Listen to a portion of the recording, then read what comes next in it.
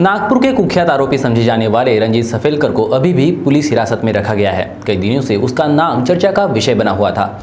एक तरफ से उसके कारनामों के ऊपर जैसे जैसे परतें हटते जा रही है, वैसे वैसे पुलिस अपना शिकंजा कसते जा रही है। नागपुर का एक ऑटो चालक सुपारी किलर कैसे बना, इसके पीछे की कहानी जितनी रोचक है उतनी डरावनी भी। रंजीत सफेलकर कभी ऑटो चलाता था। एक दिन पुलिस को उसके पास से आलीशान कारों का जखीरा होने की बात पता चली। तब से उसके काले कारनामे बेनकाब होना शुरू हुए।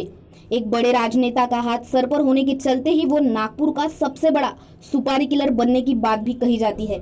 जानकारों के अनुसार रंजीत सफेलकर एक बेरोजगार युवक था। 5 मित्रों ने मिलकर उसे ऑटो खरीद के दिया था। उसके बाद उसकी पहचान कुख्यात राजू भद्रे से हुई।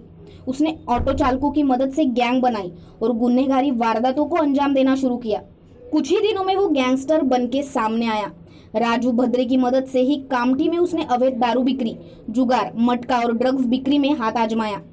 व्यापारियों से प्रोटेक्शन मनी के नाम पर खंडनी मांगना, भूखंड हड़पना और गरीबों के घर खाली करने के साथ ही सुपारी लेना उसने शुरू किया। सूत्रों के अनुसार गुनहगारी में टॉप पर रहने से उसको एक राजनेता का अभय भी मिला था। वहीं से उसको अपने गुंडाराज का उपयोग पॉलिटिकल फायदे के लिए करने की नसीहत मिली थी। कहा जाता है कि उसी राजनेता के कारण सफेलकर ने राजकारण में अपनी यात्रा शुरू की। उसी के कारण वह कामठी नगर परिषद का चुनाव भी जीता और नगराध्यक्ष भी बना।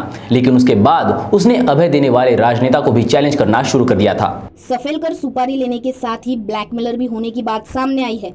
गोमांस बिक्री, कत्तलखाना और गोतस्करी में करोड़ों की उलाढाल होने की बात भी उसने समझ ली थी।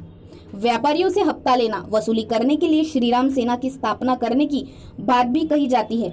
उसके माध्यम से वसूली का काम होता था। श्रीराम सेना की फ्रेंचाइजी लेने वाले को 2 लाख रुपए और कार्यालय के लिए जगह, उसके साथ ही कार्यालय का 2 लाख रुपए का खर्चा देने की बात भी सामने आई है। इसके चलते ही पूरे महाराष्ट्र में श्रीराम सेना का विस्तार होने की चर्चा भी रही है।